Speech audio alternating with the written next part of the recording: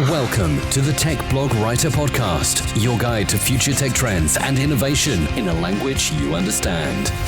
Now, over to your host, Neil Hughes. Welcome back to another episode of the Tech Blog Writer Podcast. Now, let's talk about recruitment, because I think everyone listening to this podcast has a story about the hiring process that proves that the old way of doing things is broken. Now, as candidates, recruiters will call and tell us everything they think we want to hear, and then go extremely quiet when a better candidate comes along that's going to secure them their bounty. Equally, if you're an employer, you often receive 50 to 100 CVs or resumes for our US listeners, and they all look remarkably similar.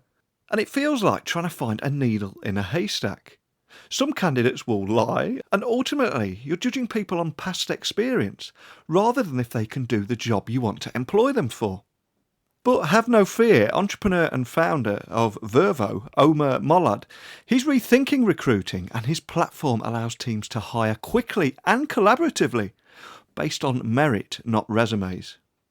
But enough for me, it's time to beam your ears all the way to Australia so we can speak with Omer Molad about how technology is transforming recruitment. So a massive warm welcome to the show. Can you tell the listeners a little about who you are and what you do? Hey Neil, great to be on the show. My name is Omer. I am the co-founder and CEO of Vervoe, an interviewing platform for startups and SMBs. So the hiring process is cumbersome and clunky at best, and I have first-hand experience with this too, but when I read about Vervoe and the quote, use simulations to hire the right people in 4 days, not 40, that really captured my attention and gave me a little bit of hope out there. So when I delved a little bit further and how you wanted to reinvent the recruitment experience for startups and small to medium-sized business to make it effective, fair and enjoyable, I had to get you on the show today. So can you tell me a little bit more about the story behind Vervoe and also what problems you set out to solve? Absolutely. So we think there's got to be a better way for employers and candidates to connect with each other. And we want that to be more about merit and less about background. So we want to focus on, can people do the job? Are they right for the job? Not what logo is associated with their name or how fortunate were they growing up or what gender and so on. And so we created a way for employers to give candidates an opportunity to prove their skills and tell their story at scale and simultaneously. Essentially, we solve two problems. The first is, as an employer, I need to figure out who I'm going to interview.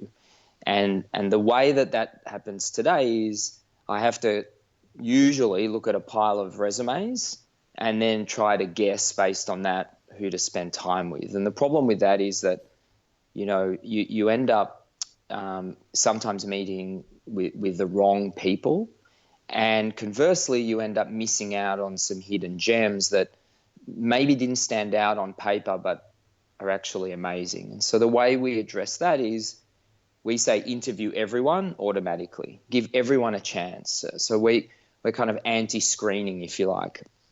So we want employers to give every applicant an opportunity to do a simulation, which is really just a chance to do on-the-job tasks as soon as they apply. And the second problem we solve is very often you're not an expert in the role you're trying to fill. And that's especially the case for smaller businesses. And so what we did was we built a library of assessments that are written by experts. And so now, if you're a technical founder hiring your first salesperson or a non-technical founder hiring a product designer and so on, you can actually choose an assessment written by someone who is an expert in that field and has hired for that role before and knows what success looks like. And you will get the questions and the answers. So that's it in a nutshell. Just listening to you talk there, it's clear that the current recruitment process is a little bit broken, isn't it? Because you get the people that are probably overconfident, blag, or maybe even a little bit deluded that will actually, just lie through their teeth on their CV, and they're the guys that get their foot in the door, whereas the people that are a little bit more honest and reserved about their abilities are probably a better fit, often don't get a look in. Totally, and that's part of the problem with resumes, that some people are good at marketing themselves, or they have certain attributes that make them look, make them appear better. But also there's bias in the process. So people, hiring managers, often with the best of intentions, naturally gravitate towards people who they feel comfortable with, and that often means people who really look like them. And so sometimes you just, you're lucky as a candidate that you happen to look like the hiring managers, and it's this cycle, this vicious cycle where people from different backgrounds aren't even getting a chance to get into the room. And so we really, what we've set out to do is just completely remove that step and give every candidate at least the first opportunity. And then as an employer, you actually get to see what people can do rather than worrying about what they look like. So when we also talk about those other big subjects such as workplace culture and employee motivation, where do you see businesses of all sizes going wrong, and what do you think makes teams successful? Yeah, that's a great question.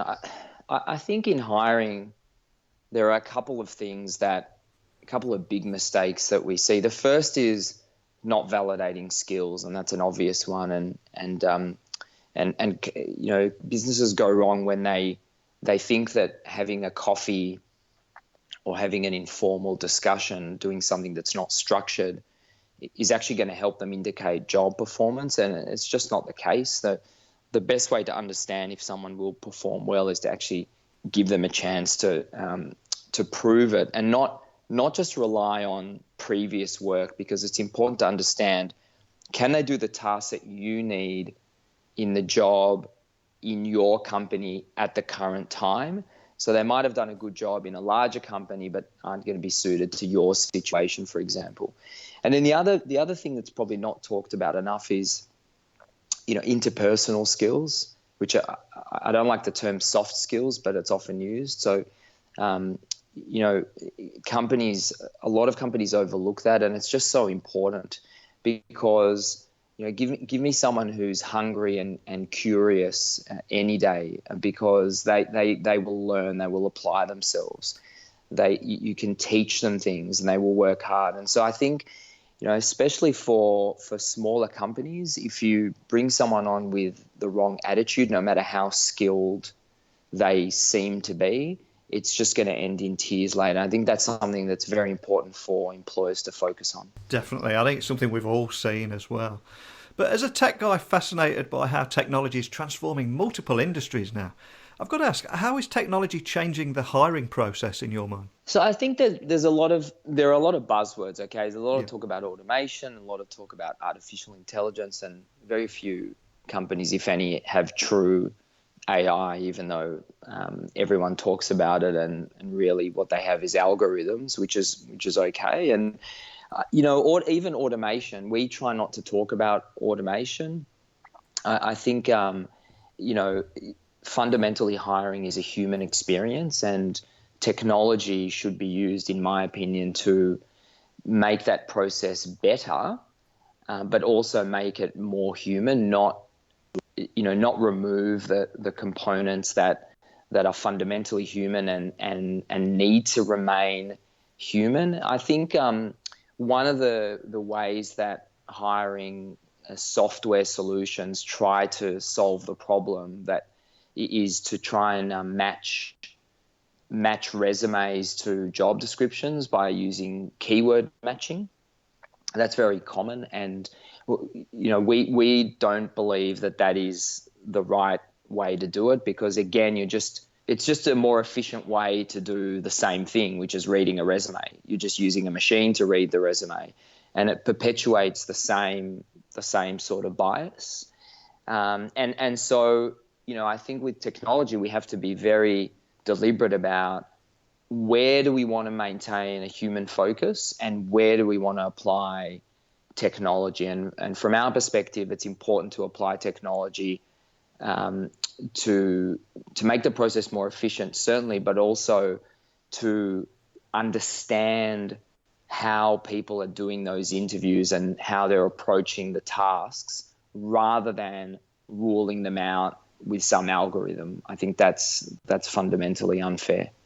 Absolutely. So when it does come to hiring, especially in the startup space, I mean, what kind of hiring trends and patterns are you observing in that area? Yeah, so I think there's a bigger focus on remote. I think companies are starting to understand that you don't have to have everyone sitting physically in the same office.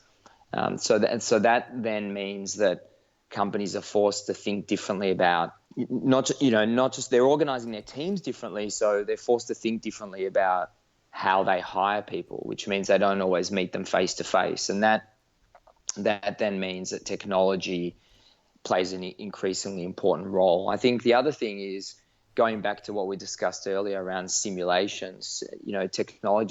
Technology has helped make it easier to assess people at scale. So if you think about a restaurant and where you want to hire, say, a pastry chef, so you can get that person to come and spend time with you in the kitchen. But now think about 200 applicants. You can't bring them all in for a week, but technology allows us to actually simulate that and give multiple people, hundreds or thousands even, a chance to do something simultaneously. And the other trend that we're seeing generally is sophisticated talent pools that are organized around different themes, whether it's industry verticals or diversity. I came across someone yesterday who built a refugee talent pool and then uses data to understand that talent pool and present it in a way that employers can tap into it. And I think that's fantastic. That's a great way to connect employers with candidates in groups that they want to focus on. When we do talk about the hiring process as well, I think we do often forget that it's a two-way street, and it's very important that both the employer and the employee are the perfect fit for each other. So can you tell me how Vervoe is actually improving that hiring experience from both the employer and the candidate's perspective? Yeah, thanks for asking that. I think the candidate side doesn't get talked about enough. At the end of the day, candidates are the ones that have the most pain points, and we did a lot of research on the candidate experience to understand what are the things that candidates really hate and how can we make that better. And we came up with two key areas. So one is, as a candidate, I don't understand where I am in the process and what's coming next, and I really want to know that. And the second thing is, as a candidate, if you're going to reject me, please tell me, as opposed to keeping me waiting for forever potentially. And candidates is just a pet peeve of never hearing back. Yes. And so what we did was we created a process where not only are candidates getting a chance as soon as they apply, but they're also constantly informed via live status updates about where they are and what's happening and what to expect. And so we built the whole platform around, two-way live notifications. So every time the employer takes an action, the candidate's notified and vice versa. And it really creates a sense of interactivity and transparency. And the candidate's immersed in the employer's brand, they get customized messages, and as soon as they either progress or they're out of the process, they get informed. And candidates, that's all they want. They know that there are a lot of applicants, they might not get the role, but they just want to be given a chance, and they want to be told, okay, if it's not going to work out, then at least I want to be able to move on. And I think, we've had success in achieving some of those goals. It's not perfect, and we're going to continue to improve that process. But that those things are very important in delivering a candidate experience that it's something we're very proud of, and fundamentally the employer then benefits from delivering a great experience to their candidates. So what's next for Vervoe? I mean, is there anything else that you can share with us today about your vision for the future of that employment and landscape in a digital world? Sure. So when we talk about our roadmap and where we want to invest and where we want to get better, it's all about assessment and making that more intelligent. And so coming back to this theme of understanding how candidates are doing tasks, how they're performing those simulations, and delivering insights to employers based on that. And so really all the analytics and all the data and work that we do focuses on everything that happens from the minute the candidate starts the assessment rather than their profile or anything before that. And an example of that is natural language insights, where we look at dozens of data points from how the candidate is performing the assessment. For example, average time per question. Do they do the assessment in one go, or do they go in and out multiple times? And there are a lot of other examples. And then we use that data to not to tell the employer, is this person the right person for you, but to give them very simple and digestible data so that to help them rank candidates and make decisions. And that's really the future, getting more and more intelligent in analyzing those data points, but then converting that into something very human, very simple to understand, so that employers can make quick decisions. And that's where we see the future of simulation-based assessment, and we're very excited about that. Excellent. Well, a huge thanks for coming on today and sharing your story. But before I do let you go, can you remind the listeners of your website URL and also how they can contact a member of your team if they've got any questions about what we've talked about today? Sure. Thanks, Neil. So the website is vervoe.com, vervoe.com. We have a live chat on the site. There's a little button in the bottom right corner, and we tend to respond 24 hours, 7 days a week. And so that's really the best way to get in touch. But happy for people to reach out to me on my email, which is omer@vervoe.com, OMER @vervoe, VERVOE.com, and send me a message. And I'm pretty easy to find on LinkedIn as well. I'm usually pretty active every day, and we'd love to hear from your listeners. And thanks so much for the opportunity to come onto the show. I think time and time again we're hearing at the moment about that we're in a world of disruption and companies must disrupt or be disrupted. And very often startups are coming along and they're attacking pain points or friction points that are all driving us absolutely insane. And the recruitment process is clearly broken, and I think we could both talk all night about everything that's wrong with it. But what I love about what you're doing here is you're actually doing something about it and actually creating a better solution that's more relevant to this digital time that we're living in. So a big thank you for coming on today. Thanks so much. Thanks for the feedback. Thanks a lot, Neil. I love tonight's show for so many reasons, because I love the fact that we get to hear real insights and inspirational stories from all over the world every single day on this show. And visiting Australia for 25 minutes today is a great example of that. I've thought for a long time now that the recruitment system is broken. You apply for a job exaggerating your skill set on a piece of paper or a Word document just so you have a chance of getting a job interview. The candidate and future employee then sit there asking template questions, receiving template answers, and yet we wonder why people don't always slot in the team or perform the job that they actually applied for correctly. The current system seems to favour those with overconfidence and not the people with the actual skills. So to make sure everyone has a shot at the title, so to speak, I think what Vervoe are trying to do here is fantastic, because ultimately everyone that gets to apply for that job will have the same chances based on the skills needed to perform that job each and every day. But what did you think of today's conversation? As always, keep those emails flying in at techblogwriter@outlook.com, and remember, say a big hello on Twitter at Neil C. Hughes too. But I'm off now, but have no fear, I will return tomorrow with another great guest. So a genuine thank you from yours truly for tuning in today, and until next time, don't be a stranger. Thanks for listening to the Tech Blog Writer Podcast. Until next time, remember, technology is best when it brings people together.